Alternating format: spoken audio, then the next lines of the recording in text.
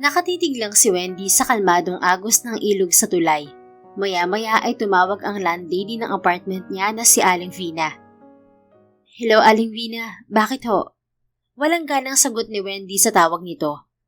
"Nasaan ka ba, Wendy? Nagpunta rito yung katrabaho mo sa call center. Nakipag-away ka raw sa labas ng building na pinagtatrabahuhan mo. Binugbog mo raw yung Shaina. Alam mo bang gusto kang idemanda ng babaeng yun?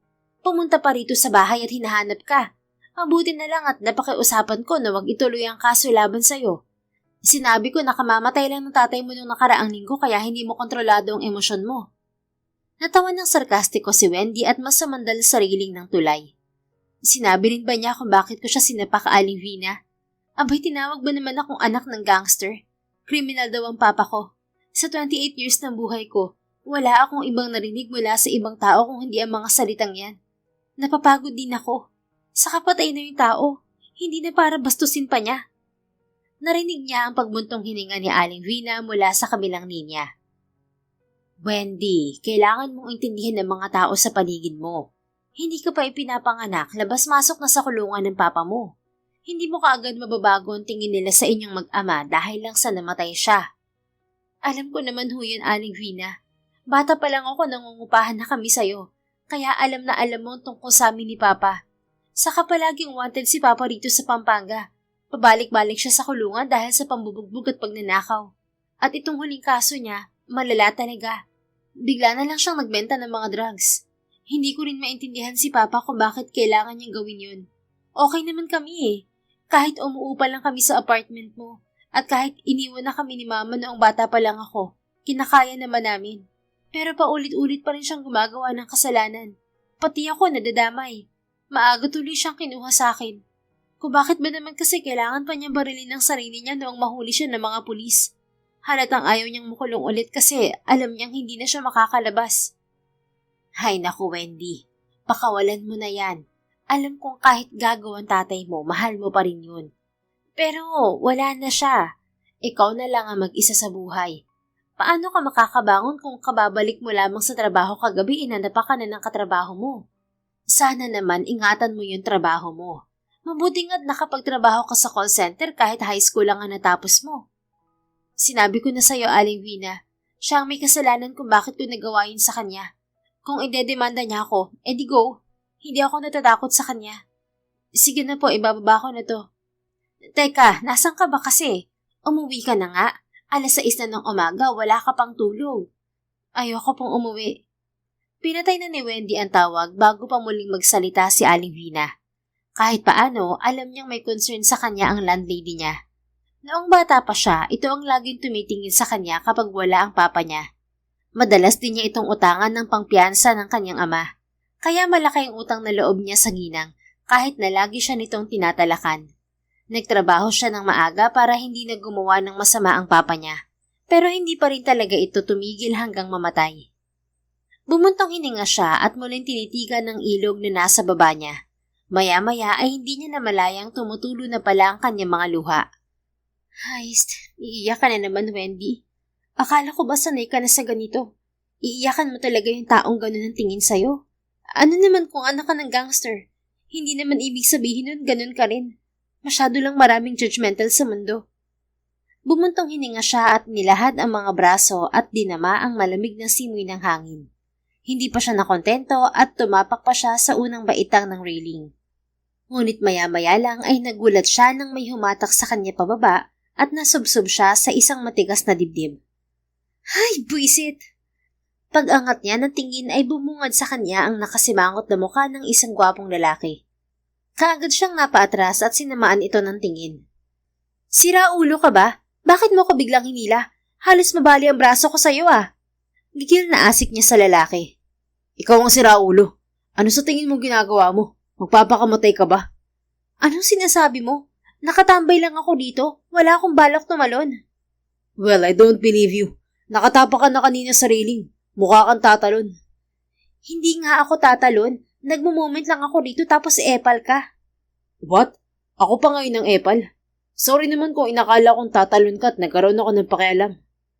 "Bakit? Sino ka ba para magkaroon ng pakialam sa akin? Hindi nga kita kilala." "Hindi rin kita kilala, miss. Napadaan lang ako at nakita kita. But I guess I'm just wasting my time here. Go and continue what you're doing. Napailing ang lalaki at tinalikuran na siya. Napakunot pa ang noon ni Wendy dahil pumasok ito sa nakaparadang kotse sa hindi kalayuan. Talagang bumaba pa siya sa kotse niya para lang puntahan ako rito? Mukha ba talaga akong tatalon? Nakasimangot na bulong ni Wendy sa sarili. Hindi na siya nagtagal doon sa tulay. Naglakad na siya paalis at nagdesisyong bumalik na sa kanyang apartment dahil wala pa siyang tulog. Nagtaka pa siya dahil pagdating niya roon ay nakalabas ang mga gamit niya. Anong nangyayari? Takang bulong ni Wendy. Kaagad siyang pumasok sa kanyang apartment at naabutan doon si Aling Vina na umiiyak habang karga-karga ang iba pa niyang mga damit. Aling Vina, bakit ho? Anong nangyayari? Tanong niya rito. Pasensya ka na, Wendy, pero kailangan mo nang umalis dito sa apartment na to. Hindi ko na talaga kaya. Mamamatay ako ng maaga dahil sa'yo. Pwede ko po bang malaman kung bakit? Nagbabayad naman po ako rito ng maayos, Aling Vina. Oo nga, pero hindi ko na kaya. Dati yung tatay mo palaging hinahanap sa akin dito. Madalas mga pulis ang naghahanap sa kanya, o kaya naman mga nabiktima niya. Tiniis ko yun ng napakaraming taon, Wendy.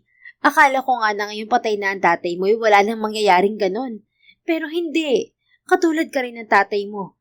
Magnet ka ng gulo sa apartment ko.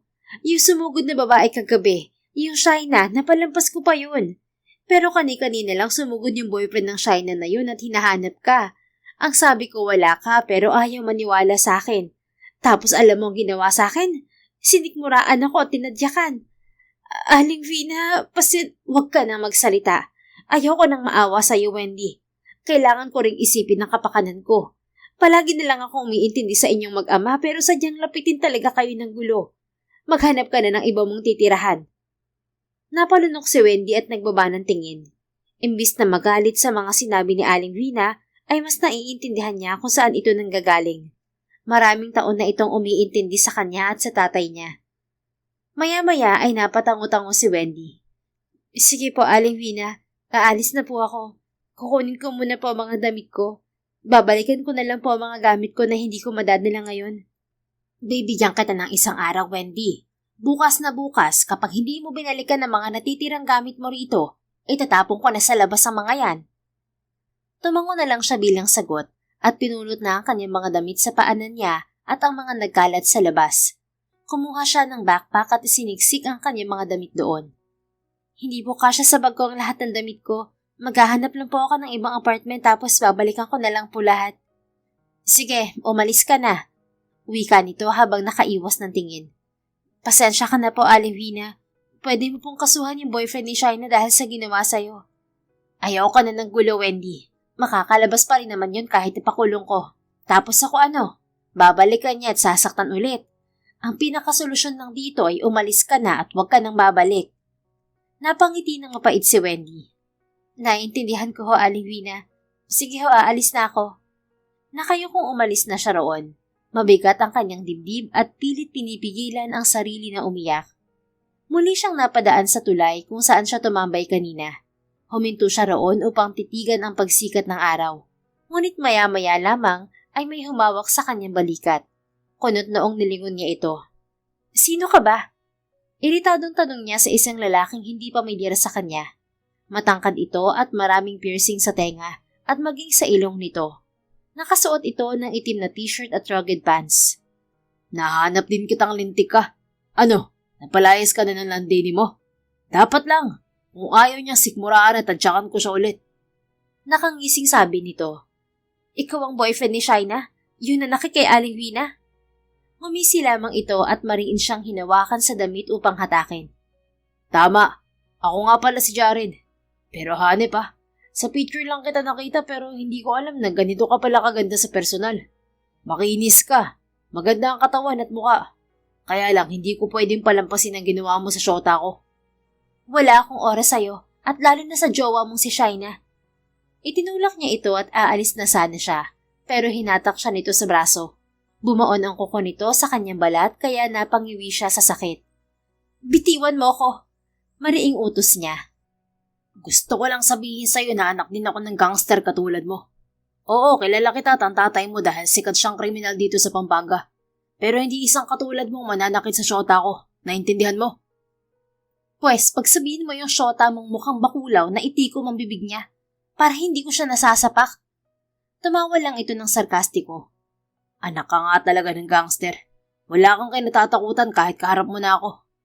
Ulol, bakit ako matatakot sa'yo? Mukha ka namang eng-eng. Manang-mana ka sa syota mong gaga. Nagdilim ang mukha nito sa sinabi niya. Akmang sasampalin siya nito pero kaagad siyang yumuko at sinikmuraan to.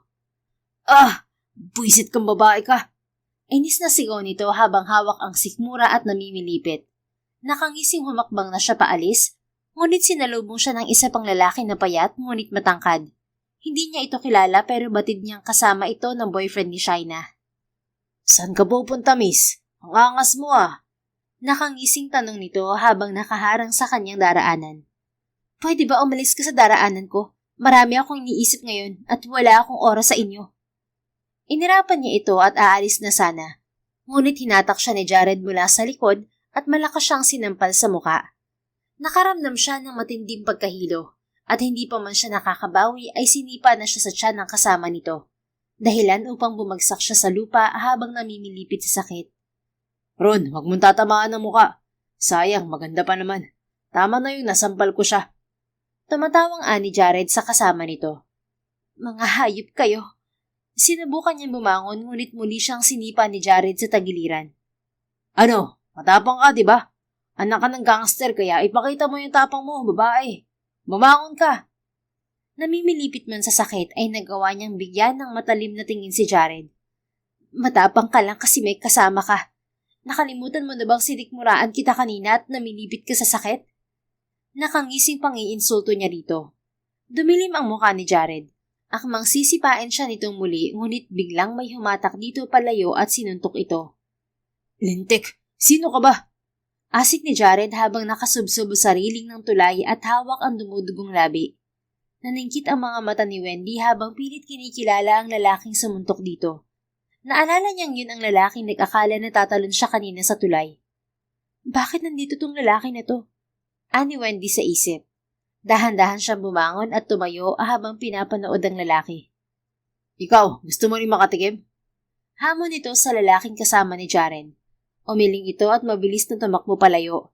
Binalingan naman ng lalaki si Jared. Ikaw, hindi mo alam na babae itong pinagtutulungan niyong bugbugin? 2 laban sa isa, tapos babae pa? Anong klaseng utak meron ka? Ano ba pakialam mo? Bakit ka umaastang superhero na babaeng yan, ha? I'm not trying to be a hero.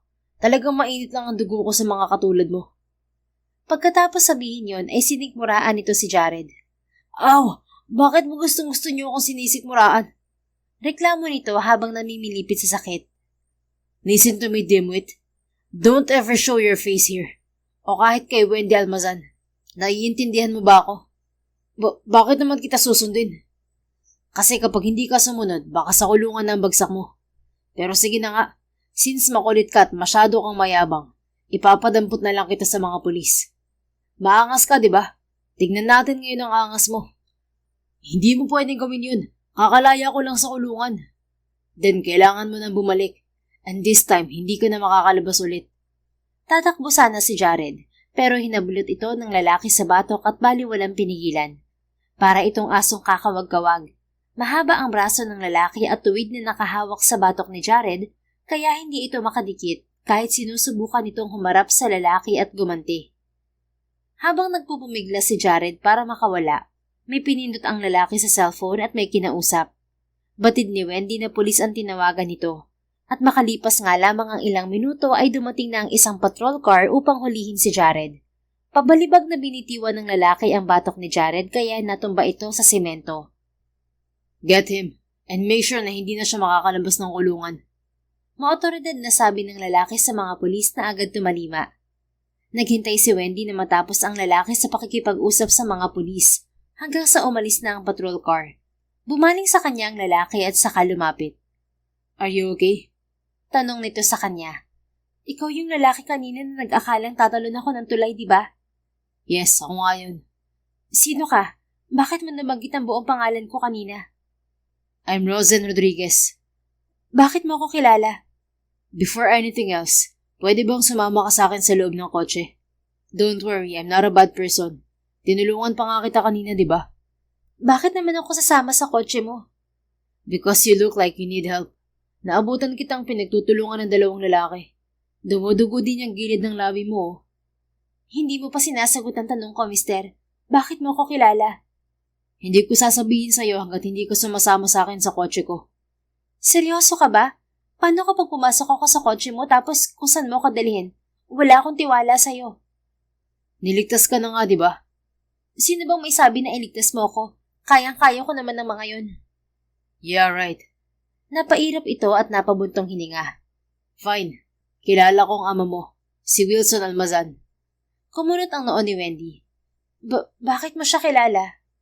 Well, hindi ko siya actually kilala. Naging tauhan siya ng ama ko, si Ronaldo Alcatraz. Tauhan saan? Drug ring. Leader ng drug ring ang ama ko. Napaawang ang bibig ni Wendy. Drug ring? Sumali sa drug ring si Papa noon? Ano bang akala mo? Natrip lang magbenta ng amo mo ng mga droga noon. Tauhan siya ng ama ko. At hindi yun nalaman ng lahat dahil nagpakamatay ang ama mo, di ba? Alam niya kasi na mamamatay din siya. Ang role kasi ng ama ko, kapag nabisto ka ng mga pulis, bilang na ang araw mo, ang sindikato nila ang tatapos sa'yo. Pero uunahan na kita, Wendy. Hindi ako kasama sa illegal na negosyo ng ama ko. Matagal na namin siyang itinakwil ni Mami mula nang malaman namin ang mga ginagawa niyang illegal. But 5 days ago, one of his trusted men betrayed him. Nalaman ng mga pulis kung saan ang warehouse nila. Pero ang dad ko ayaw magpahuli ng buhay. Tulad ng tatay mo, he killed himself using a gun. And because of that, bumagsak ang drug ring niya. Nahuli ang mga tauhan niya at nakumpiska ang mga drugs. Nagulantang si Wendy. Hindi niya akalain na ganoon kalaki ang gulong pinasok ng kanyang ama. Kaya rin pala hindi ito nauubusan ng pera kahit hindi naman niya ito nakikita nagtatrabaho ng matino. Ngayon ay naiintindihan na niya kung bakit kinailangan nitong kitilin ang sariling buhay imbes na sumuko sa mga pulis.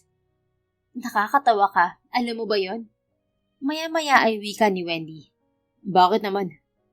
Matagal mo nang alam na leader ng drug ring ang ama mo, pero hindi mo siya sinuplong sa mga pulis. Hinayaan mong may mga mabiktima siya. Kung nahuli sana kaagad ang ama mo noon pa, hindi na sana umabot sa punto na pati tatay ko'y napasama sa lintik na drug ring na yan. Let me explain it to you, Miss Wendy. Aminado akong hindi nga ako nagsalita, pero dahil yun sa pakiusap ng mami ko na wag na makialam. I was only 17 back then. My decision was dependent on my mom's opinion. Wala akong nagawa. Ayaw niyang makialam ako dahil nagbanta rin si dad na kapag nakialam ako, hindi kami makakaligtas sa galit niya. Wala siyang pakialam kahit pamilya niya kami. At ngayon 30 anyos na ako.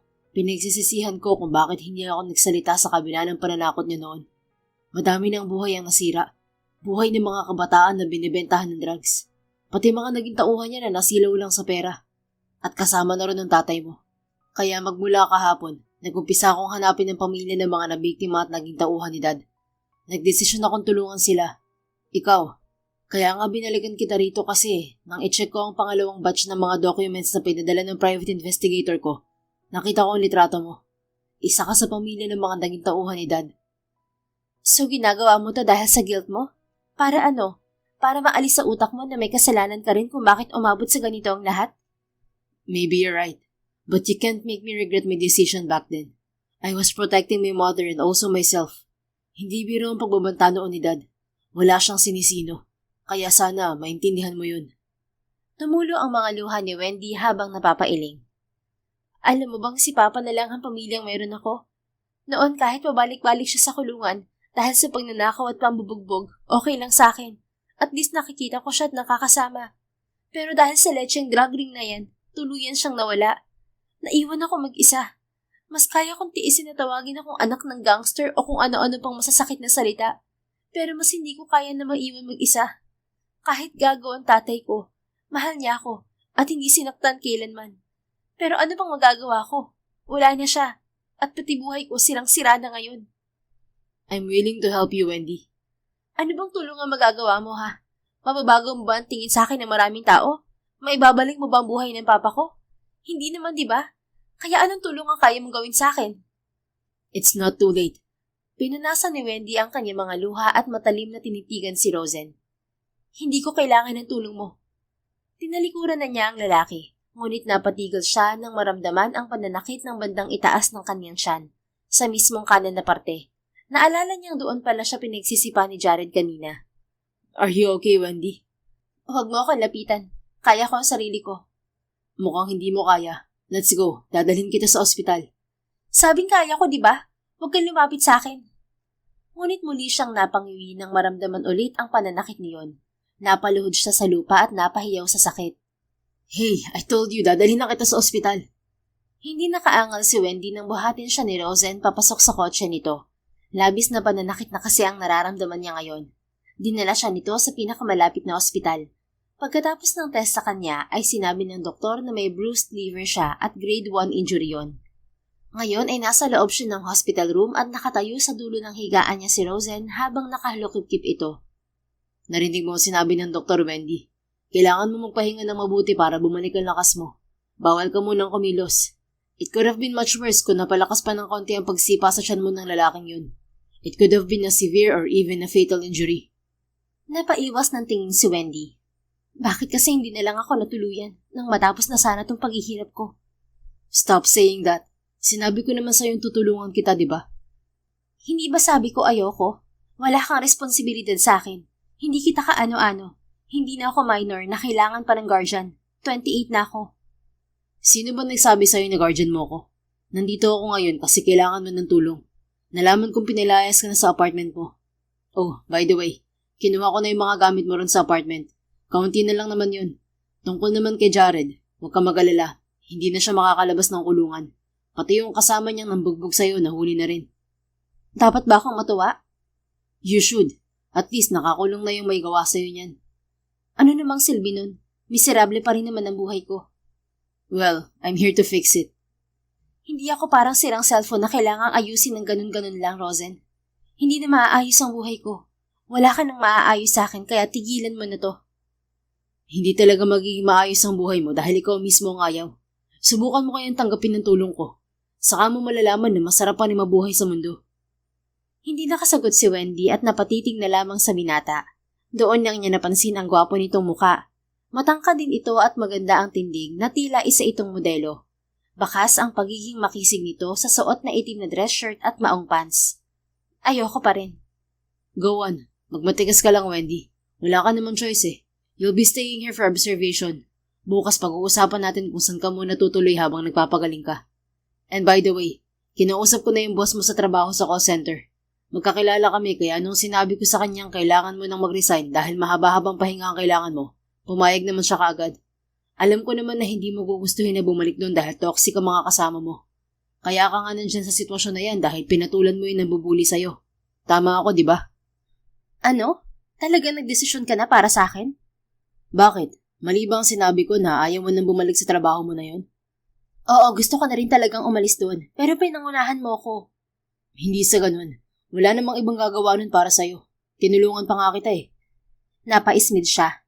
Ganito rin bang ginawa mo sa ibang pamilya ng mga naging tauhan ng daddy mo? At pati sa mga naging biktima niya? Well, compared to you, mas madali silang kausap. Tinanggap nila ang tulong ka without any hesitation. Ikaw lang naman ang may pinakamatigas ang ulo. Hindi makapaniwalang napaismid si Wendy. Wow, talaga ba? Hindi ba pwedeng ayoko lang tumanggap ng tulong galing sa'yo? Like I said, Wendy, wala ka naman choice. Wala ka namang ibang mapupuntahan eh. Wala ka na ring pamilya. I'm the only one you have right now. Magsasalita pa sana siya, ngunit tumunog ang cellphone nito at lumabas ito ng kwarto upang sagutin yon. Inis na napabuntong hininga na lang si Wendy dahil wala naman siyang magagawa sa mga oras na yon. Samantala, kausap ngayon ni Rosen sa cellphone ang kanyang inang si Rowella. Nasa labas siya ng hospital room ni Wendy. Ang sabi ng sekretary mo hindi ka raw nagpunta ng opisina. Are you okay, son? Tanong ng kanyang ina mula sa kabilang linya. Nagkaroon lang ng emergency, ma. But I'm okay. Tinawagan ko na rin kani-kanina lang si Fiona para sabihin i-cancel lahat ng meetings ko for today. Nasaan ka ba kasi, anak? Nasa Pampanga ako, ma. Babalik din ako ng Manila bukas. Kailangan ko lang tulungan si Wendy. And who's Wendy? Anak siya ng naging tauhan ni Dad. Hindi ba sinabi ko na sa inyo na hahanapin ko ang mga taong nasira ang buhay dahil sa drug ring ni Dad? Bumuntong hininga ang ina. Anak, hindi mo naman kailangan gawin yan. But I want you to know that I support you. Sa totoo lang, proud na proud ako sa'yo, anak. Kasi kahit alam mong huli na, gusto mo pa rin silang tulungan. Do you think that's enough, Ma? It doesn't matter. Ang mahalaga, ginagawa mo to dahil sa gusto mo lang silang tulungan. Don't worry too much. You're doing great, okay? Napangiti si Rosen. Okay, Ma. I'll call again later. Okay, take care, my son.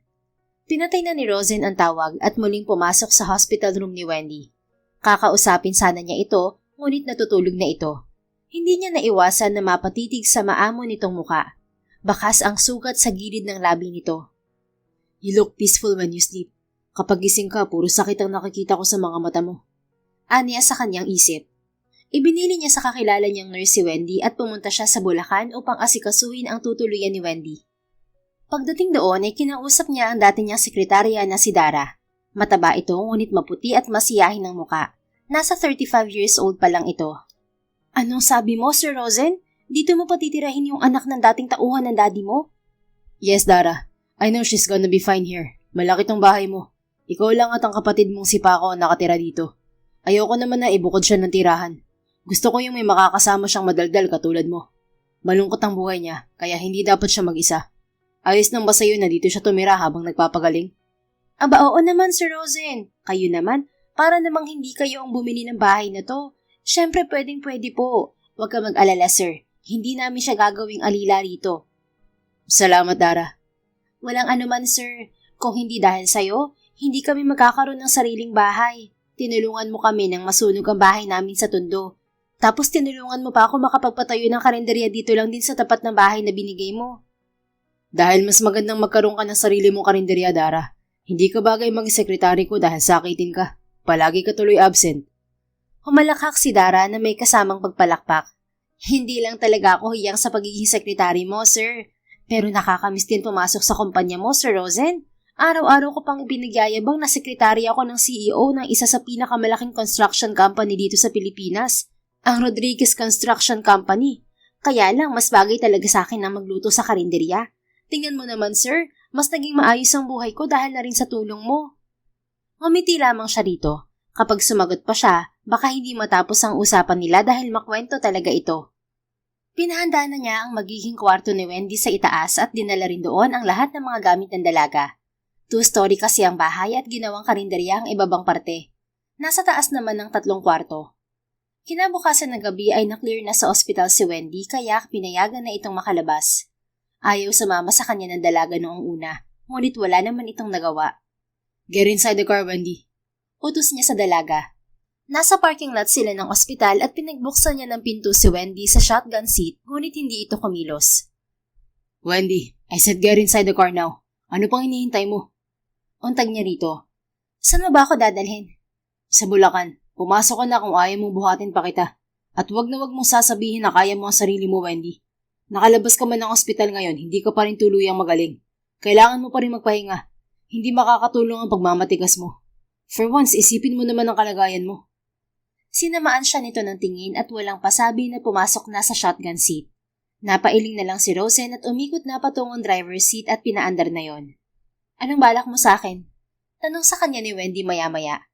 Nadalhin kita sa bahay ni Dara, yung dati kong sekretary. Doon walang mambubuli sa'yo dahil hindi ka naman nila kilala. Kumunot ang noon nito at napalingon sa kanya. Ano? Papatirahin mo ako sa ibang bahay? Saan mo gusto? Sa bahay ko? Gusto mo ba? Okay lang sa akin. Nek-nek mo, bakit ko naman gugustuhin na tumira sa bahay mo? Natawa siya. Naisip ko lang, kasi nga ayaw mong tumira sa bahay ng sekretary ko. Don't worry, mabait yung si Dara. Hindi sa pagyayabang pero marami na ako na itulong sa kanya. Kaya this time ako naman ang humingi ng pabor sa kanya at willing siyang pagbigyan ako. Teka nga, bakit nagdesisyon ka na naman nung wala ang permiso ko? Patitirahin mo ako sa bahay ng dati mong sekretary? Tapos ano, magiging patabaing baboy ako ron? What? It's not like that, Wendy. Hindi ba sinabi ko na sa'yo na kailangan mo magpahinga para bumalik ang lakas mo? Hindi biro ang injury na nakuha mo. Kaya ang kailangan may mahabang pahinga. Pwede ako magpahinga na wala ang tulong mo, Rosen. Bakit kailangan ko makitira sa ibang tao na hindi ko kilala? Mabait naman si Dara. Magaling siyang makisama. Madaldal. Hindi ka maboboard sa kanya. Kailangan mo ng kausap, ng makakasama. Kahit hindi mo aminin, alam kong pakiramdam mo yung mag-isa ka na lang. Magiging malaking tulong na tumira ka sa isang bahay na may kasama ka na katulad niya. At ano namang gagawin ko ron? Tutunga nga? Ikaw ang bahala. You can do whatever you want. May karinderya si Dara, pwede kang tumulong sa kanya ron. Pero bawal ka nga lang magbuhat ng mabibigat. No drinking alcohol too. Ay, ang daming bawal. Malamang, kung gusto mo pang mabuhay, Wendy, kailangan mong seryosohin ang mga sinabi ko. At parang awa mo na, tumigil ka na sa pag-angal mo. Walang maitutulong sa'yo yan. Like I said yesterday, I'm the only one you have right now. Ako lang ang makakatulong sa'yo, wala nang iba. Hindi nakaimik si Wendy at napatitig na lang sa labas ng bintana. Hinayaan na lang niya ito. Lumipas lamang ang 15 minuto ng pagmamaneho ay bigla siyang tinapik ni Wendy sa braso. What is it? Takang tanong niya rito. Sinenyasan siya ni Wendy na nasusuka ito at kailangan niyang ihinto ang kotse sa tabi upang makababa ito. Okay, give me a second. Maingat niyang itinabi ang kotse sa gilid ng isang bakanteng lote at saka inalis ang lock ng pinto.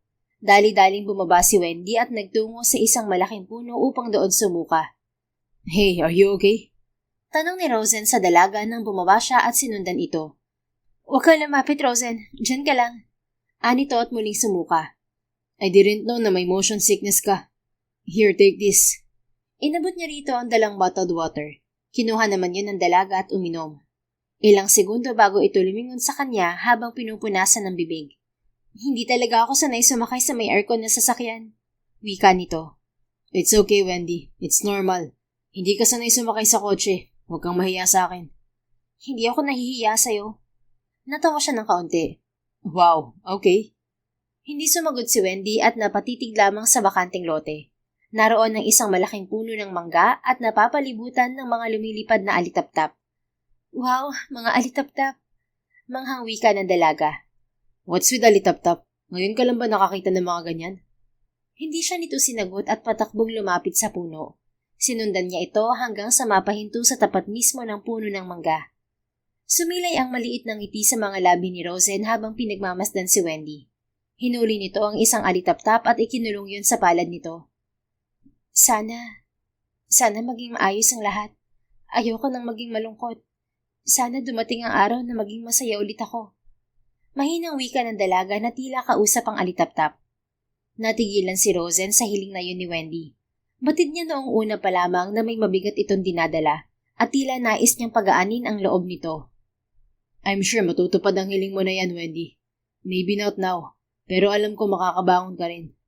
Sambit ni Rosen na siyang nagpalingon sa dalaga. Tingin mo mangyayari pa yon? Yes, kahit hindi ko humiling sa alitaptap, sigurado ako matutupad ang hiling mo. I'm here to help you, remember? Hindi kita pababayaan. Napatitig sa kanya si Wendy. Tila inaarok nito ang mga salitang binitiwan niya. Basag trip ka naman. Nagbabaka sakali lang naman ako na tuparin ang alitaptap ang hiling ko. Sabi kasi ng marami tumutupad ng hiling ang mga alitaptap. Hindi ko alam kung totoo pero gusto ko lang masubukan. Wala namang masama, di ba? Isa pa, mahilig talaga ako sa mga alitaptap kahit nung bata pa ako. Hindi mo kailangan magpaliwanag, Wendy. It's okay. Ang ganda kasi ng mga alitaptap. Nakakamangha yung tipong may dala silang liwanag. Pinapaganda nila ang isang madilim at nakakatakot na lugar. Pati tao napapasaya nila. Nakakaingit naman pala ang mga alitaptap. Buti pa sila napapasaya ka. Samantalang ako palagi mo akong gustong itaboy. Mapagbirong wika ni Rosen. Inirapan tuloy siya nito. Kung tinataboy kita, bakit ako nandito at kasama mo? Kasi napipilitan ka. Kasi wala kang choice. May choice akong tumakbo palayo sa'yo pero hindi ko ginawa at hindi ko gagawin. Bakit? Naisip mo bang walang magandang mangyayari kung angal ka ng angal sa mga tulong na gusto kong ibigay? Isa na yun sa mga rason. Pero naisip ko kasi na gusto ko pang mabuhay. Gusto ko pang bigyan ng pagkakataon ang sarili ko na mag-umpisa ulit. At hindi ko magagawa yon kung wala ang tulong mo. Wow! A sudden change of mind. Iba pala nagagawa ng alitaptap sa'yo, Wendy. Ngumiti ito ng maliit. Kaya naman natigilan si Rosen dahil yun ang unang pagkakataon na nakita niya ang ngiti ng dalaga. You should smile more often. Mas maganda ka kapag nakangiti, Wendy. Nabura tuloy ang ngiti nito at napaiwas ng tingin. Maya-maya ay napatingin ito sa palad nito at napansin na naroon pa rin ang alitaptap. Well, paano niya matutupad ang wish mo kung hindi mo siya pakakawalan? Natatawang wika niya rito. Sorry naman, na-distract ako sa iyo eh. Dahan-dahan itong ibinuka ang palad at pinakawala ng alitaptap. Kitang-kita ni Rosen ang bahagyang pagtama ng liwanag ng alitaptap sa mukha ni Wendy hanggang sa tuluyan itong lumipad pa itaas. Ayan, okay na. Tuparin mo ang wish ko, alitaptap ah. Promise magiging mabait na ako. Ani Wendy na siyang ikinatawa ni Rosen. Well, ang sabi ng alitaptap, maging mabait ka rin daw sa akin at magiging maayos ang lahat. Nakangiting Anya. Umarko ang mga kilay ni Wendy. Ah, talaga? Sinabi niya yun sa'yo? Oo, sinabi niya yun. Kaya maging mabait ka sa akin. Huwag mo na akong subayin at para din naman sa'yo ang ginagawa ko. Oo na, huwag mo nang idamay ang mga alitaptap. Baka mamaya maglaho ang mga yan dahil sa'yo. Naglakad na si Wendy pabalik sa kotse. Napapangiting sumunod siya rito. 10 minuto pa nilang binaybay ang daan hanggang sa makarating na sila sa bahay ni Dara. Tuwang-tuwa ito nang makita silang dalawa ni Wendy na bumaba ng kotse. Hindi mo naman sinabi, Sir Rosen, na magandang dalaga pala itong sinasabi mong dadalhin mo rito. Malaki ang ngiting pang-aasar sa kanya ni Dara. Nasa sala silang dalawa ni Wendy at nakaupo habang katapat naman nila si Dara na walang tigil ang pagtitig sa kasama niya. Dara, stop looking at her. You're making her uncomfortable. Saway niya rito. Ay, sorry sir. Naaasiwa ka ba, Wendy? Pasensya na ha. Gandang-ganda kasi ako sa iyo eh. Ganito lang talaga ako pero harmless ako. Ako nga pala si Dara. Dati akong sekretary ni Sir Rosen. Nag-resign na ako dahil mas fit pala ako sa pagiging cook ng karinderya ko. Yung nasa labas nitong bahay, nakita mo? Tapos yung nagbabantay dun ngayon, kapatid ko yun. Si Paco, 30 years old na yun at kaedad lang ni Sir Rosen. Mas matanda ako ng 5 taon sa kanya. Kaya itong dati kong boss, parang nakababatang kapatid ko na rin yan. Ang dami niyang naitulong sa akin, mula rito sa bahay pati sa karinderya. Ngumiti lamang si Wendy kay Dara at hindi nagsalita. Batid ni Rosen na naninibago pa ito kaya tumayo na siya at nagsalita. Wendy, baka gusto mo na magpahinga. Ihahatid kita sa magiging kwarto mo sa taas. Ay sir, ikaw maghahatid sa kanya? Ayaw mong ako? Tanong ni Dara. Oo nga, si Ate Dara na lang, Rosen. Segunda ni Wendy. Ako na, Wendy. Gusto kong makita ang magiging lagay mo sa kwarto mo. At ikaw, Dara, tulungan mo na lang si Paco sa karinderya mo. Magsasara na kayo, di ba? Binigyan siya ng nangaasal ng ngiti ni Dara. Uy, si Sir Rosen, gustong masolo si Wendy. Don't start, Dara. Sige na, ihahatid ko na siya sa taas. Wendy, alam mo bang single tong si Sir? Wala pang naging girlfriend to dahil busy sa kumpanya. Hindi pa rin paawat na kansyon ni Dara. Dara, shut up, okay? Sabi ko nga, sir, titigil na. Natatawang itinikom na nito ang bibig at naglakad na palabas. Nang balingan ni Rosen si Wendy ay nahuli niyang nakangiti ito habang nakatingin sa kanya. What's with that smile? Defensive na tanong niya sa babae. Wala, masama bang umiti? Natutuwa lang ako na ikaw pa mismo ang maghahatid sa kwarto ko sa taas. Tara na, tingnan mo na magiging lagay ko sa kwarto sa itaas at tingnan mo kung safe ako ron. And now you're mocking me, Wendy.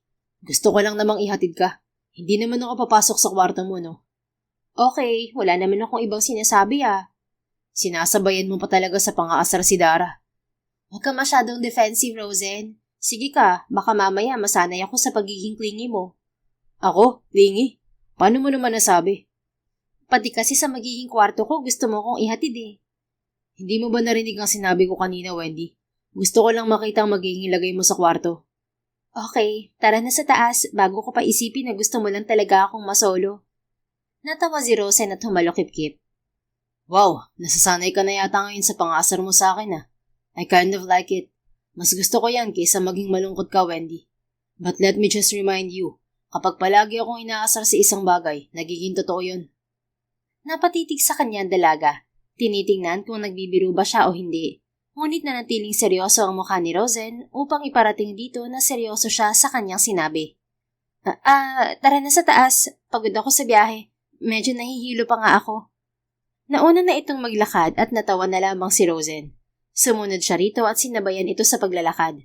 Nang marating nila ang pangatlong kwarto sa dulo, ay siya ang nagbukas ng pinto. Wow, malaki rin pala tong kwarto, no? Manghang wika ni Wendy habang nililibot ang paningin sa buong kwarto. Papasok ako, Wendy, pwede? Bakit nagpapaalam ka pa? Ikaw ang nagpatira sa akin dito. Welcome ka sa kwarto ko. Wow naman. Thank you. Welcome pala ako palagi dito. Aha? Hindi ganun ang ibig kong sabihin. Hindi ko naman kasi bahay to eh. Pero syempre kakato ka muna bago pumasok dito. And what makes you think na babalik ako rito sa kwarto mo? Baka naman baliktad ang pagkakasabi mo kanina. Baka ikaw ang gusto akong masolo. Inis na tumitig si Wendy sa kanya. Sino kaya sa ating dalawa yung nagpumilit na ihatid ako rito kahit pwede namang si Ate Dara na lang? And now you're taking it against me. Gusto ko lang naman na makitang komportable ka rito. Remember, nandito ako kasi gusto kong tulungan ka. Hindi lang naman ako ang anak ng mga naging tauhan ng ama mo. Pero sa nakikita ko, parang may special treatment ata ako galing sa'yo, Rosen. Oh no, don't assume anything, Wendy. Ganito lang talaga ako. Hands-on ako sa pagtulong sa mga tao. Hindi ko pinapagawain sa ibang tao dahil gusto kong maramdaman nila ang sincerity ko. So please stop assuming anything. Okay, sinusubukan ko lang naman na paaminin ka para sure ako na hindi ka na-fall sa akin. Umismid si Rosen. Batid niyang inaasar lang siya ng dalaga kaya nagdesisyon siyang sabayan ito. Fall? Do you really think I could fall for someone that easy? Bakit hindi? Kapag tinamaan ka ng love na yan, walang pinipiling lugar o oras, Rosen. Kapag tinamaan ka talaga. Tama ka naman. Kaya lang, wala pa sa isip ko yun. Gusto ko munang tulungan ng mga taong nabiktima ng magaling kong ama. Isa ka na ron. Kaya itong mga ginagawa ko para tulungan ka, wag na wag mong bibigyan ng mali siya, okay? Pinaikot nito ang mga mata. Oo na, inaasar lang naman kita.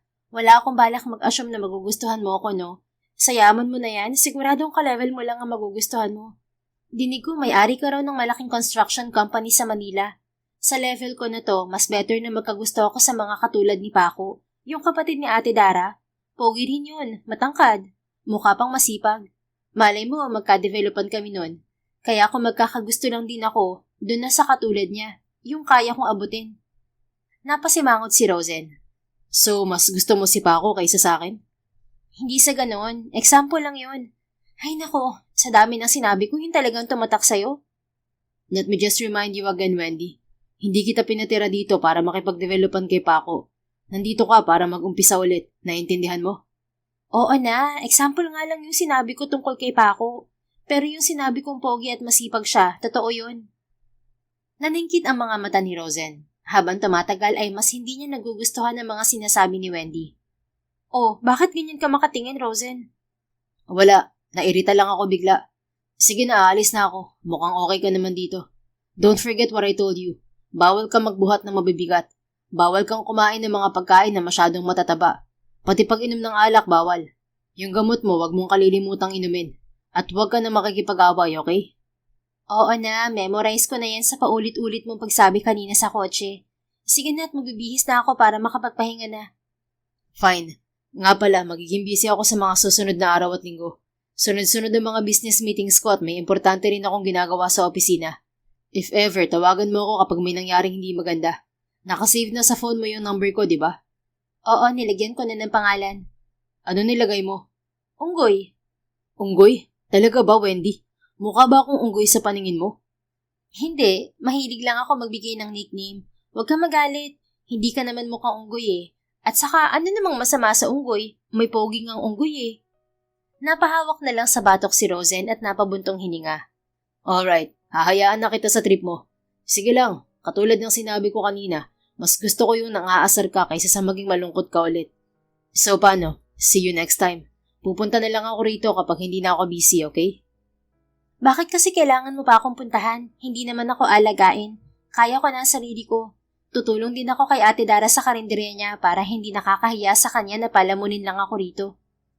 I told you, Wendy. Hands-on ako sa mga taong tinutulungan ko. Pupuntahan kita rito ulit to check on you. At wag mong alalahanin ng pera. Mag-iiwan ako kay Dara ng share mo dito sa bahay. Wag ka nang kukontra. Gaya nga ng sabi ko, hindi ka pa pwedeng magtrabaho. Kaya ako na munang bahala sa'yo. Ay nako, siguro tuwang-tuwa yung ibang mga babaeng tinutulungan mo, no? Ikaw lang naman ang babaeng pinatira ko sa bahay eh. Yung iba sa kanila, tinulungan ko lang na makapag-aral. O kaya naman binigyan ko ng tulong pinansyal. Yung iba naman pinarehab ko. The main point is, sa'yo lang ako umubos ng maraming oras para tulungan ka. You should be flattered. Kinindatan niya ito. Nagulat pa ang dalaga at napaawang ang bibig. Bago pa ito makapagsalita ay nakangising tinalikuran na niya ito at lumabas na ng kwarto. Salamat, Rosen. Dinig niyang hiyaw ni Wendy na ikinangiti niya habang palabas ng bahay.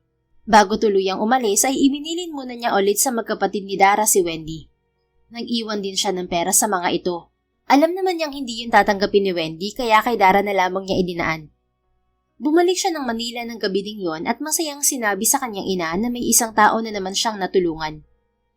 Lumipas ang 2 linggo, naging abala si Rosen sa kanyang kumpanya.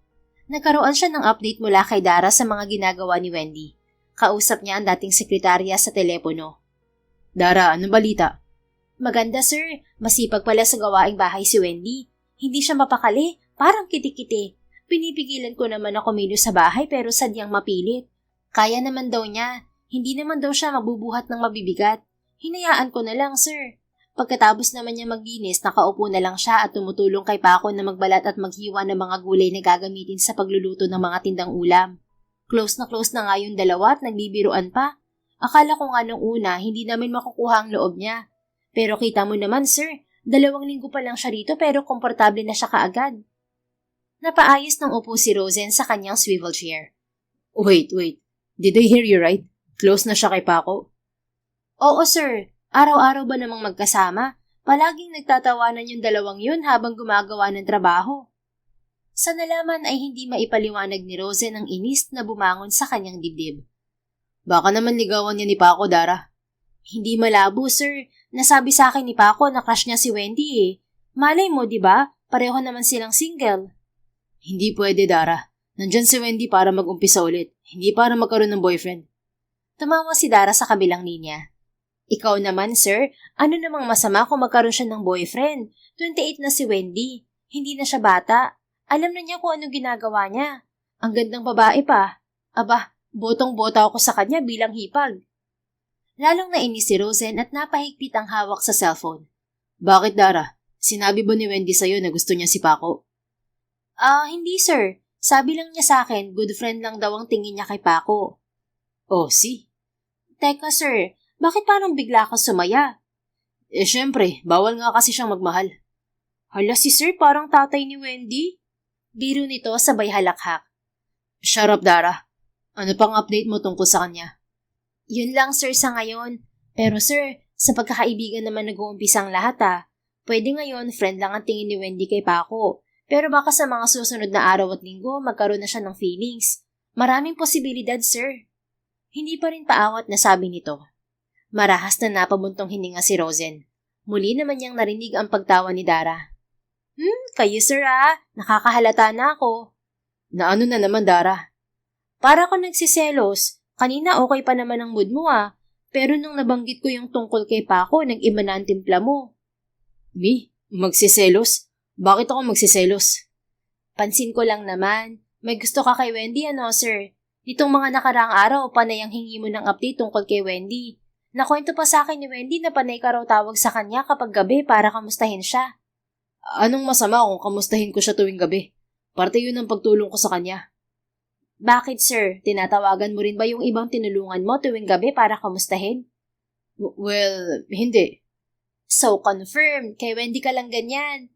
Naku sir wag ako, kilala na kita. Hindi nga ako nagsiselos, Dara. Hindi ka nagsiselos, sir? Sige, okay lang pala na magkaroon ng boyfriend si Wendy. I said no, Dara. Sigaw niya rito sa kabilang linya. Ay, sumisigaw. Kalma sir, nagbibiro lang ako. Sinundan yun ng nakakainis na pagtawa ni Dara. Napakamot na lang sa ulo si Rosen dahil halatang inaasar lang siya nito. Hindi ako nakikipagbiroan, Dara. Sorry na, sir. Kayo naman, hindi na mabiro. Pero seryoso, may gusto ka ba kay Wendy, sir? Wala nga. Di wala kung wala, sir. Sabi mo yan, Huwag kang magagalit kung naunahan ka. Team Rosen ako, pero kapag kapatid ko ang kalaban mo sa ligawan, naku, syempre lilipat ako sa Team Paco. What? Hey, Dara. Pinatay na ni Dara ang tawag kaya inis na napabuntong hininga na lamang siya. Maya-maya ay pumasok sa opisina niya ang kanyang sekretarya na si Fiona. Sir, I got the permit for the Cebu project. Kailangan po ng pirma nyo. Nilahad niya ang kanyang palad upang abutin ng documents na hawak nito. Sinuri niya ang mga yon bago pinirmahan. Thank you, sir. Wika ni Fiona at akmang aalis na, ngunit nagsalita siya. Fiona, may important meetings ba ako bukas? Wala naman po, sir. Good, pupunta ako ng Bulacan bukas. Okay po, sir. Ngumiti ito sa kanya bago lumabas. Kinabukasan nga ay nagpunta siya sa bahay ni Dara upang tingnan ang lagay ni Wendy. Naabutan niya si Dara na nagbebenta sa karinderya. Wala roon ang kanyang pakay. Sir, naku, bakit hindi kayo nagsabi na ngayon kayo pupunta? Kung kailan naman ako abala, nasa palengke kasi si Paco at may pinapabili ako. Tarantang wika ni Dara habang kaharap ang mga bumibiling customers nito. Nasaan si Wendy? Bali walang anya. Naku, sinama ni Paco sa palengke, sir. Gustong gumala eh. Nabuboring daw dito sa bahay. Ayoko kasing patulungin dito sa karinderya at baka magalit ka sa akin, sir. Saka baka dumami ang kaagaw mo sa kanya. Nag-init ang dugo ni Rosen. Bakit siya sumama kay Paco? Alam naman niyang hindi pa siya tuluyang magaling. She's supposed to be resting now. Bakit ba ang tigas ng ulo ng babaeng yun? Maya-maya narinig ni Rosen ang pagdating ng tricycle ni Paco. Bumaba mula roon si Wendy at nagulat nang makita siya. Oh, nandito ka pala, Rosen. Nakangiting wika nito. Hindi siya ngumiti pabalik. Bagkos tiningnan niya si Paco na bumaba na rin mula sa tricycle at bitbit ang isang supot ng mga gulay. Sir Rosen, kumusta? Galing kami ni Wendy sa palengke. Gusto niyang maglakad-lakad eh. Huwag ka pang mag-alala, hindi ko siya pinagod at pinagbuhat ng mabibigat. Hindi sumagot si Rosen. Muli niyang binalingan si Wendy. Let's talk inside, Wendy. Walang gana niyang sabi. Nauna na siyang pumasok sa loob at dumiretso sa taas kung saan naroon ang kwarto ni Wendy. Tumigil siya sa tapat ng pintuan nito at hinintay ang dalaga hanggang sa tumigil ito sa harap niya. Anong pag-uusapan natin, Rosen? Anong sinabi ko sa'yo? Hindi ba sabi ko magpahinga ka lang dito? Nalaman ko mula kay Dara na kung ano-anong ginagawa mo rito. At talagang sumama ka pa kay Paco sa palengke. Hindi mo ba talaga alam ang salitang pahinga? Umirap ito sa kanya. Siyempre alam ko yun. Hindi naman ako napapagod eh. Gusto ko lang talagang kumilos kasi nabuboard ako rito. Katawan ko to kaya alam ko kung ano ginagawa ko. Fine. Pero bakit kailangan mo makipagmabutihan kay Paco? Anong nakikipagmabutihan? Walang ganun na nangyayari. Komportable lang ako nakausap siya kasi magaan siyang kasama. Tropa-tropa, ganun. Ano bang iniisip mo? Na nakikipaglandian ako sa kanya? Hindi nga ba? I clearly remember na sinabi mo sa akin na mas gugustuhin mo ma-fall sa kanya kaysa sa akin. Natawa ito. Hindi ba nga sinabi ko na rin sa'yo na example ko lang yun? Na kung ma-fall ako ay doon na sa kaya kong abutin. Wala namang meaning yun eh. Hindi ko gusto si Paco. Ano ka ba? Are you sure?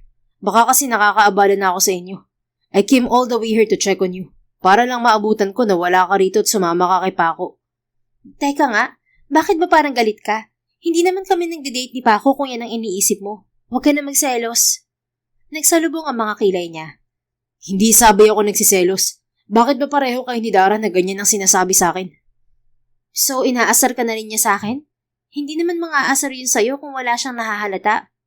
Stop it, Wendy, okay? Hindi ako nagsiselos. Okay, sabi mo yan ha. Pero bakit ka nandito? I told you, I came here to check on you. At magpapatest ka rin pala. We need to check you up kung may improvement ka na ba sa liver mo. Ngayon na? Yes, and please stop smiling. You're annoying. Ngunit hindi man lamang ito nagpatinag sa banta niya at nanatiling nakangiti. Bakit? Masama bang humiti, Sir Rosen? Nakangiti ka kasi inaasar mo ako. At wag mo nga akong sir. Hindi kita empleyado. Bakit yung magkapatid? Sir ang tawag sa'yo kahit hindi mo sila empleyado. Nasanay na sila eh. Ay sus, talagang paborito mo ako no? Mapang-asar niyang biro. Saka nakangiti ako kasi nakita kita ulit. Masama ba yun? Napakurap-kurap si Rosen. Nagulat naman ang dalaga sa mga salitang lumabas mula sa bibig nito. What did you say, Wendy? Nakangising tanong niya rito. Wala. May sinabi ba ako? Narinig ko. Nakangiti ka kasi nakita mo ako ulit. Narinig mo naman pala tapos gusto mo pang ipaulit. Irap niya na pigil ang ngiti. Well, it's nice to hear. Gusto ko lang marinig ulit mula sa'yo. Bakit? Kilig ka, sir? Nabura ang ngiti niya. There you go again. Just shut up, Wendy, okay? Magbihis ka na, taalis na tayo. Sus, ayaw aminin na kinikilig siya sa sinabi ko. Ikaw nga ayaw mong aminin na na-miss mo ako eh. Masaya ka kamo na nakita mo ako ulit. Tama ka, na-miss kita. Anong masama ron? Natigilan na naman siya at napakurap-kurap. Tumawa tuloy si Wendy sa reaksyon niya. Kita mo? Tameme ka? Hay nako, deny pa more, Rosen. Umangat ang sulok ng labi ng binata. Tatalikuran na sana siya ni Wendy pero hinila niya ang braso nito upang mapilitan itong humarap muli sa kanya. Gulat ang mga mata nito sa ginawa niya lalo na nang marahan niya itong isandig sa nakasaradong pinto. Mukhang nag-e-enjoy kang asarin ako ah. Have you forgotten what I told you? Ang sabi ko kapag inaasar ako palagi, nagiging totoo. Napalunok si Wendy habang nakatitig ng mariin sa kanyang mga mata. Kahit naman asarin kita ng asarin, totoo naman na nagsiselos ka. Kung sabihin ko sa'yo na tama ka sa sinasabi mo, titigil ka na ba sa pang-aasar mo sa akin? Namilog ang mga mata nito at muling napalunok, lalo na nang unti-unting lumapit ang kanyang mukha rito, hanggang sa isang tangkal na lamang ang pagitan nilang dalawa. Anong ginagawa mo, Rosen? Trying to see my effect on you, Wendy. Akala mo ikaw lang ang marunong mangasar? Napaiwas ito ng tingin at paulit-ulit na lumunok. Kapag hindi ka lumayo, susuntukin kita. Baka nakakalimutan mong anak ako ng gangster. Do you really think na matatakot mo ako sa ganyang banta? Kung gusto mo akong suntukin, bakit hindi mo gawin ngayon? Muling tumitig si Wendy sa kanyang mga mata. Sa pagkakataong yon ay walang bumitiw sa isa sa kanila. Maya-maya ay bumaba ang kanyang tingin sa mapupula nitong mga labi. Balak na niyang halikan si Wendy ngunit nang ibabaw ang gulat na sigaw ni Dara. Ay Diyos ko po, Mariosep! Kaagad na lumayo si Rosen at marahas na napabuntong hininga. Sobrang lakas ng kabog ng kanyang dibdib. Nang tingnan niya si Wendy ay namumula na ang pisngi nito habang hindi makatingin sa kanya ng diretso. Papasok muna ako sa kwarto ko. Magbibihis ako. Paalam nito. Sure, take your time, Wendy. Nakangising tugon ni Rosen. Nagmadaling pumasok ang dalaga sa kwarto. Maya-maya ay bumaling siya kay Dara na ngayon ay tila kinikilig na nakangiti. Hindi raw nagsiselos pero binakuran ka agad? Ikaw talaga, sir. Mapang-asar na wika nito. Wala kang nakita, Dara. Oo naman, sir. Wala talaga akong nakita. Hindi ko nakita na muntik mo nang halikan si Wendy kung hindi lang ako dumating. Napailing na lang si Rosen. Go back downstairs, Dara. Okay. Next time hindi na ako mangiistorbo, sir. Promise yan. Bakit ka ba kasi narito? Kasi aalokin ko sana kayong dalawa ng merienda habang wala pang customers. No need. Paalis kami ni Wendy. Check up niya ngayon. Okay, sir. Masasolo mo naman pala siya mamaya. Pwede mo nang ituloy ang naudot mong pagtuka sa kanya, sir. Humagikhik ito. Natawa na lang siya rito hanggang sa tuluyan itong bumaba. Nagpunta nga sila sa ospital noong araw na yon upang sumailalim sa test si Wendy. Maganda ang resulta at nagkaroon ng improvement sa liver nito. Lumipas pa ang 3 araw ay sakalang umuwi pabalik ng Manila si Rosen. Naging abala kasi siya sa pakikipaglapit kay Wendy. Sa hotel siya tumutuloy pero maghapon siya palaging nakinadara dahil gusto niyang makasama si Wendy. Na kahit maraming beses na may tensyon na namagitan sa kanilang dalawa ay mas ikinatutuwa pa niya yon. Siguro nga'y mahal na niya ito, hindi pa lang niya maamin. At aminado na siyang nagsiselos siya kay Paco. Lumipas pa ang maraming araw at linggo. Magdadalawang buwan na rin naroon si Wendy sa bahay ni Dara. Tuluyan na siyang magaling at nakakatulong na siya sa karinderya. Wendy, gusto mo bang sumama sa akin sa plaza mamayang gabi? Tanong sa kanya ni Paco habang nagsasara na sila ng karinderya. 8:00 na ng gabi. Wala si Dara dahil nagpunta ito sa lamay ng kaibigan nito. Ano meron sa plaza? Tanong niya. May night market dun ngayon. Baka ako gusto mong pumasyal dun. Libre ko. Naku, ayoko. Parang date yan eh. Ano naman? Nahinto si Wendy sa pagpunas ng mga lamesa at napatingin kay Paco. Paco, hindi tayo pwedeng mag-date. Bakit hindi? Alam mo namang gusto kita, di ba? Magdadalawang buwan ka na nakatira dito. Imposibleng hindi mo naramdaman yun kahit wala akong sabihin. Napabuntong hininga si Wendy bago nagsalita. Alam ko yun, Paco, pero wala talaga eh. Dahil ba kay Sir Rosen? Gusto mo ba siya? Kumalabog ang kanyang dibdib sa pagbanggit nito sa pangalan ng lalaking ilang linggo nang gumugulo sa kanyang utak. Sa mga nakalipas na araw ay 3 beses ito kung pumunta roon sa isang linggo upang dalawin siya.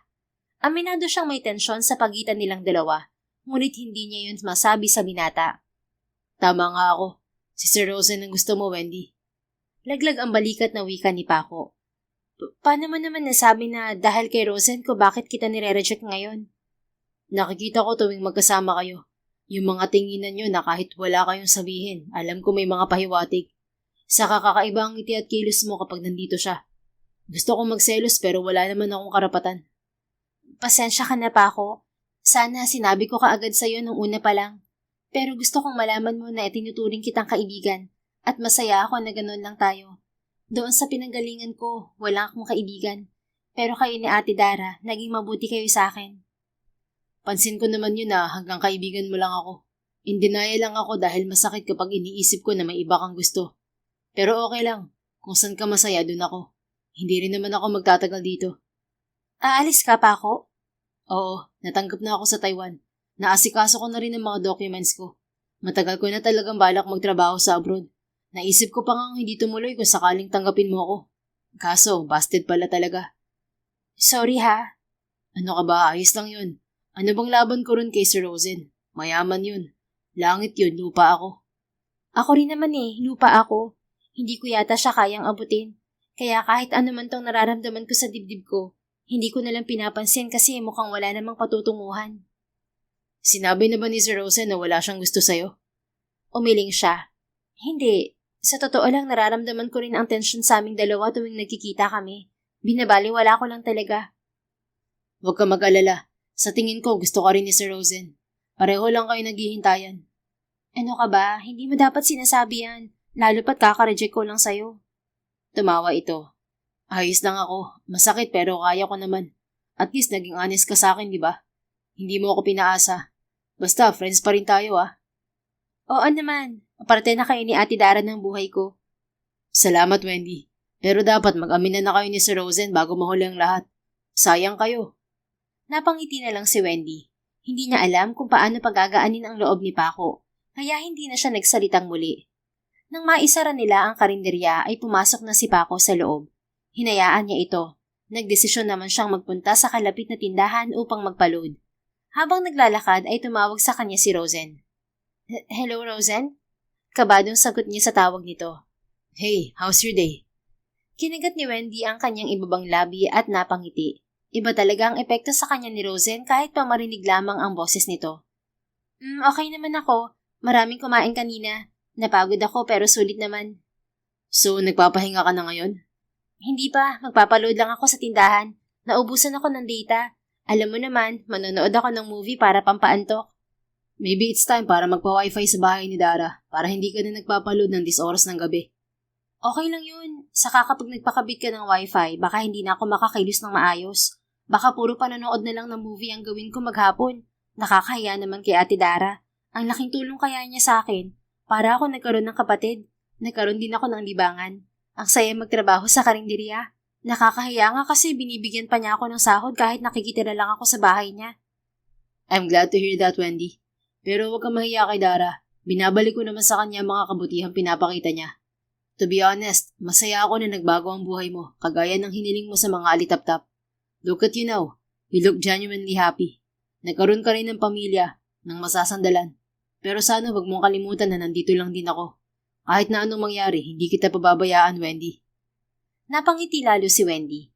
Sa isip niya ayos lang nang umiti ng ganon sapagkat hindi naman siya nakikita ng binata. Salamat sa lahat, Rosen. Nga pala, kumusta ka rin? Me? I'm driving right now. No worries, naka-earpod ako while talking to you. Safe ako habang nagdadrive at attentive. Saan ka ba pupunta? Sa'yo. Ha?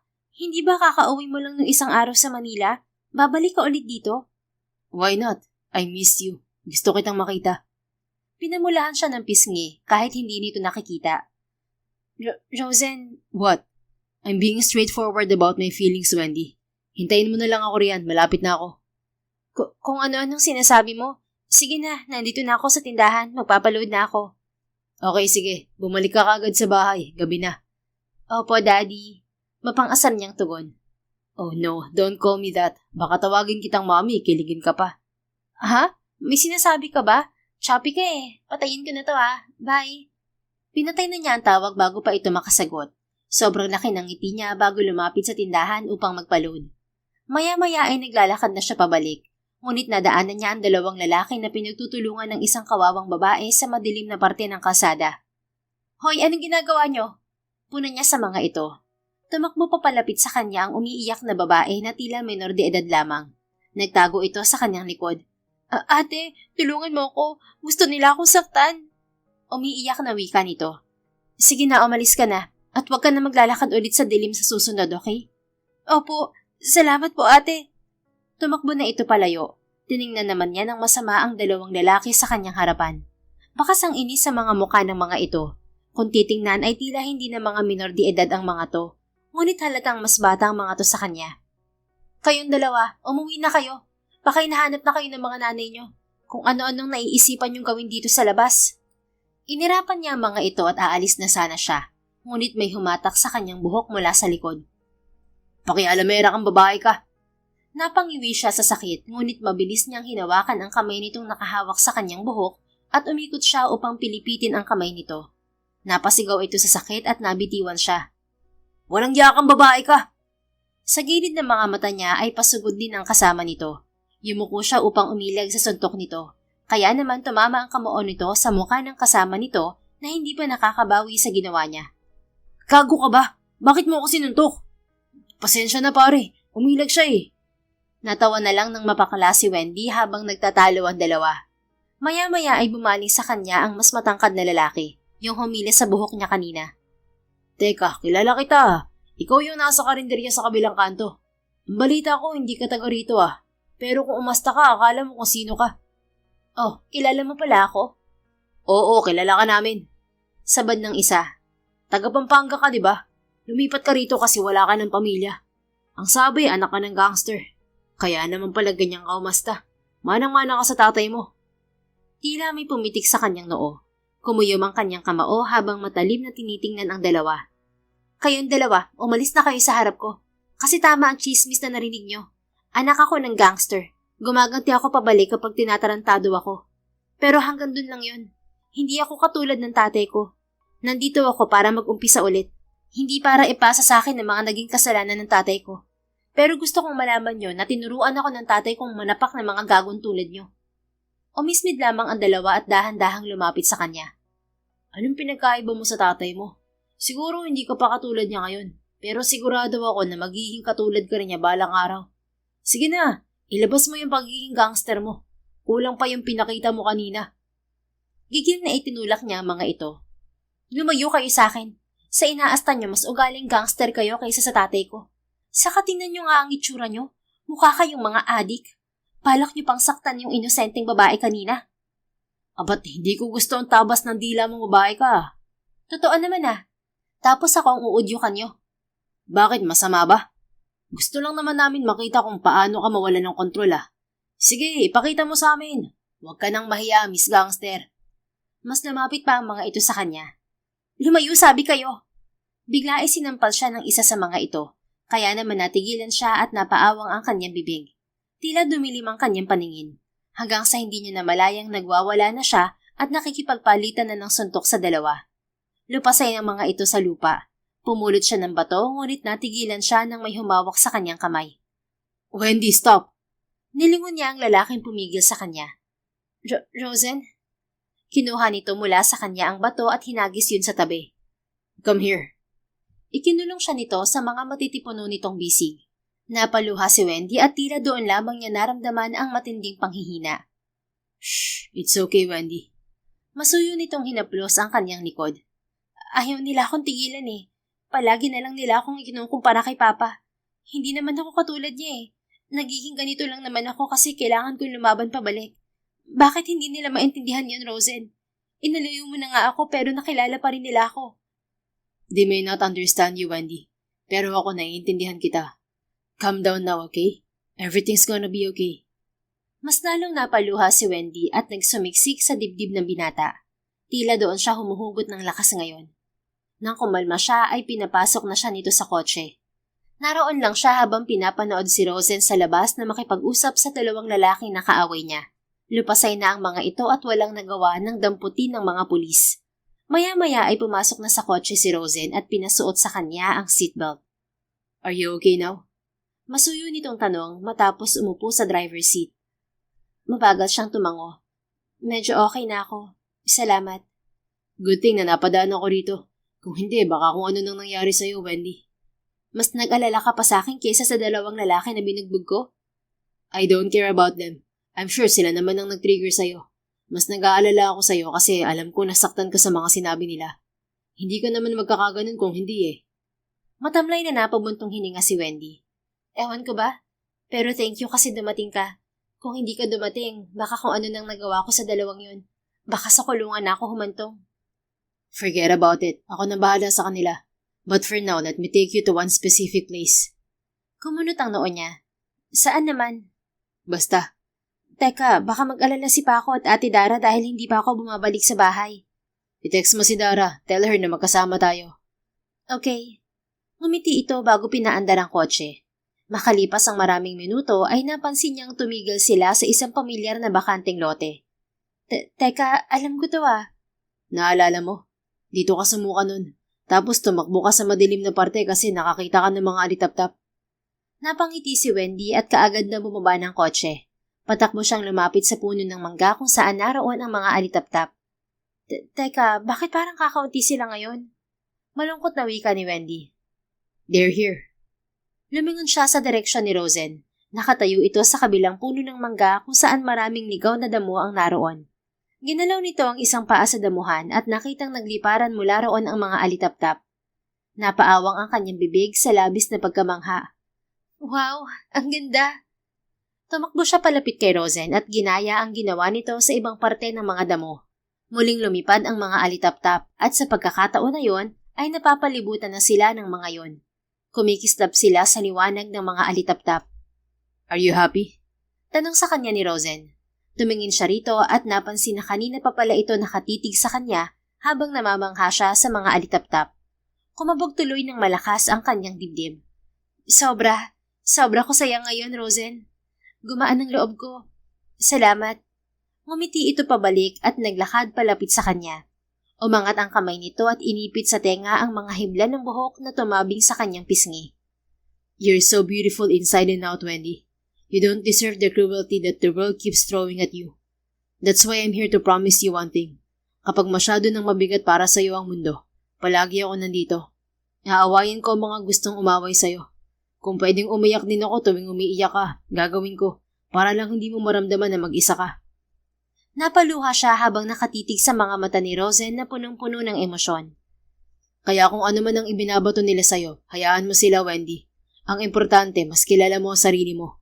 May sarili kang daan at mas pinipili mong maging mabuting tao sa kabila ng lahat ng pinagdaanan mo. Rosen, bakit mo ba ginagawa to sa akin? Sinabi ko na sa'yo ang rason, di ba? Oo nga, pero bakit pakiramdam ko may iba pang dahilan? Tinitigan niya ang mukha nito na naliliwanagan ng mga alitap-tap. Rosen, hindi ko alam kung paano ako magpapasalamat sa mga ginawa mong tulong para sa akin.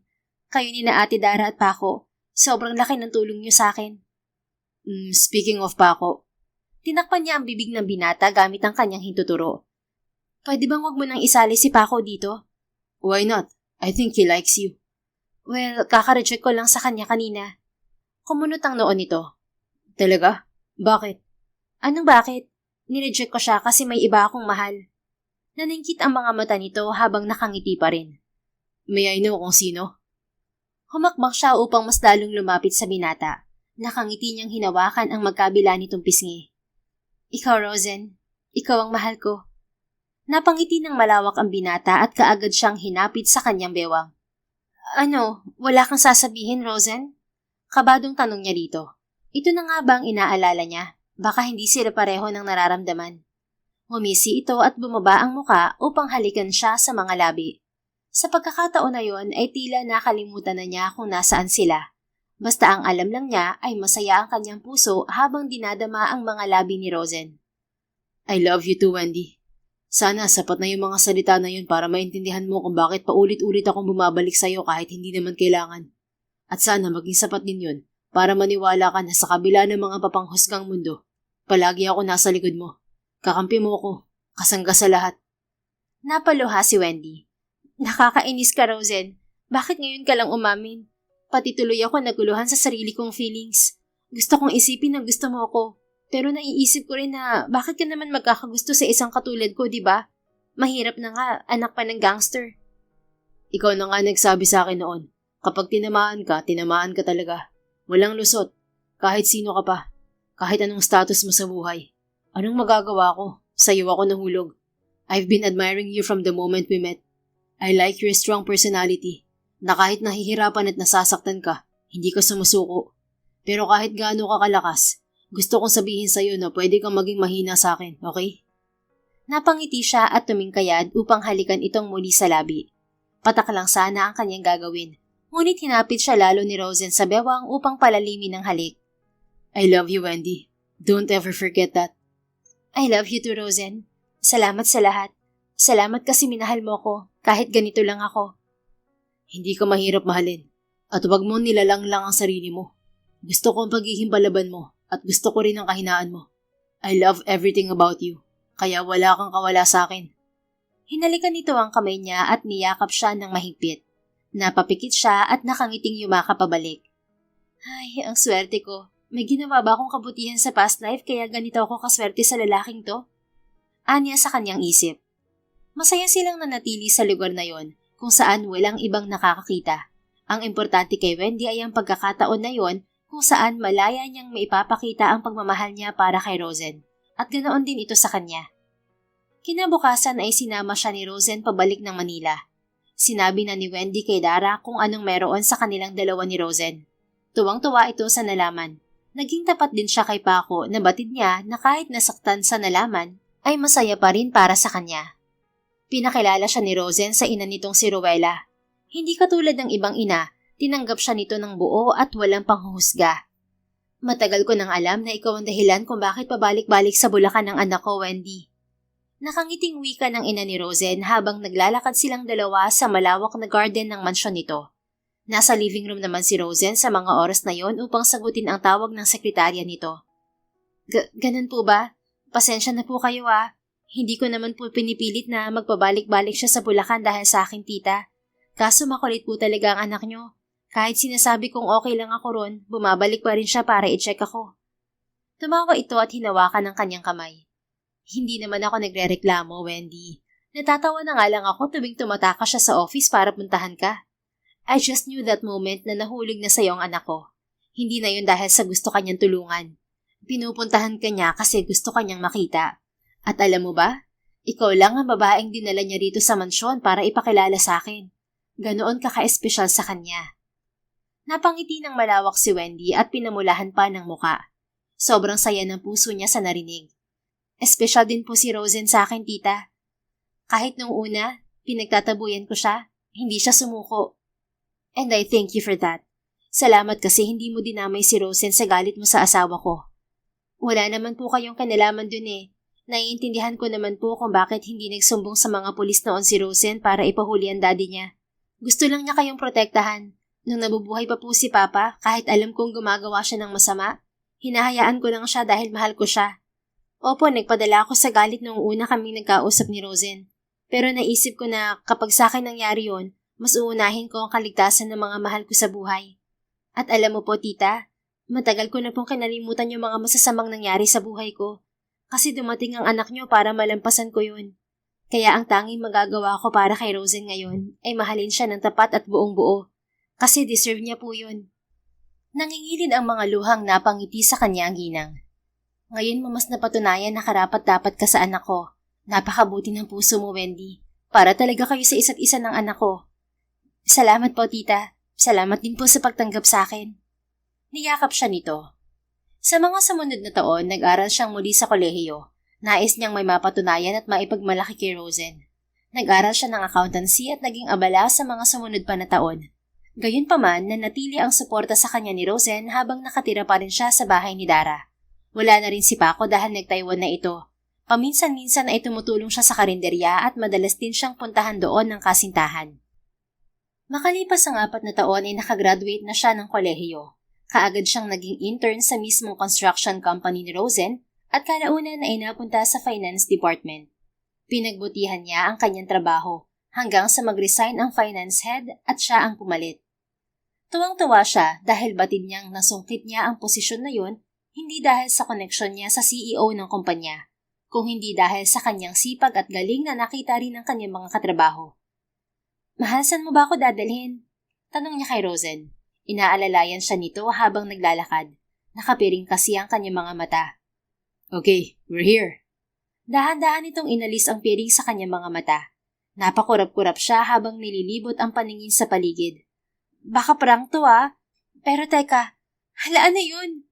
Gulat na bulalas niya nang makita ang malaking LED billboard sa taas. Nakasulat doon ang salitang, "Will you be my wife, Wendy Almazan?" Natutop niya ang kanyang bibig pagkabasa sa mga kataga at nag-umpisa siyang umiyak habang kinikilig ng malala. Nakakainis ka, mahal. Hinampas niya si Rosen sa balikat pero natawa lamang ito bago inilabas ang isang pulang box na batid niya kung anong laman. Hala ka na, nanaginip ba ako? Eksaheradang sigaw niya at muling napatili sa sobrang kilig na nararamdaman. Totoo to, mahal.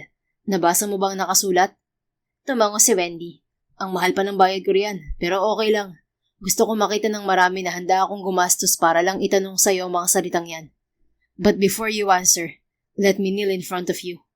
Sandali, huwag ka nang lumuhod, Rosen. Madudumihan lang ang pants mo eh. Oo, yes na yes. Gusto kitang pakasalan. Gusto kitang makasama habang buhay. Sayong-sayo na ako, mahal. Nakangiti nitong hinawakan ang kanyang kamay upang isuot ang singsing.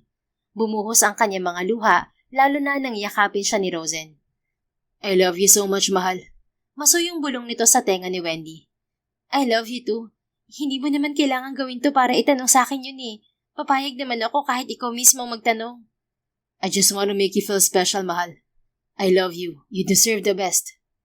Muli niya itong niyakap at nakangiting tiningnan ang singsing na nakasuot sa kanyang daliri. Mabilis na lumipas ang 2 buwan. Ginanap na nga ang kanilang engranding kasal. Imbitado ang kaibigan nilang si Dara. Hindi naman nakauwi si Paco mula sa Taiwan. Meron na kasi itong pamilya roon.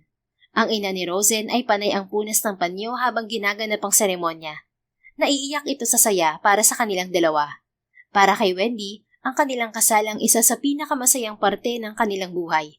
Dahil sabay silang nangako ni Rosen ng panghabang buhay at batid nilang hinding-hindi sila matitinag. Lumipas ang 2 taon matapos nilang ikasal ay nagdalang tao na si Wendy. Kabuanan niya ngayon at bigla na lamang niyang naramdaman ang paghilab ng kanyang tiyan. Kasalukuyan silang nasa kwarto ni Rosen at matutulog na sana. Mahal, sobrang sakit. Hindi ko na kaya. Naiiyak na wika niya kay Rosen habang hawak niya ang kanyang ibabang likod. Why? Manganganak ka na ba, mahal? Hindi ko alam. Teka. Tumayo siya mula sa kama ngunit naramdaman niya ang pagbulwak ng tubig mula sa kanyang ibaba. Nakita niyang napatitig si Rosen sa tubig na dumadaloy mula sa kanyang hita. Pumutok na, mahal. Mahal, pumutok ng panubigan ko. Manganganak na ako, Rosen. Ngunit natulala ang lalaki at hindi nakapag-react kaagad. Niyugyug niya ang balikat nito. Hoy, mahal, ano ba? Sabi ko manganganak na ako. Tila natauhan naman ito at pinilig ang ulo.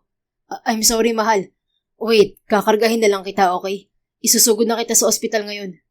Kinarga siya nito at maingat na dinala sa kotse nito. Habang nagmamaneho patungo sa ospital, ay panay ang pagpapakalma sa kanya ni Rosen. Habang tumatagal kasi ay mas lumalala ang sakit ng tiyan niya. Nakarating kaagad sila sa ospital. Halos paliparin kasi ni Rosen ang kotseng sinasakyan nila.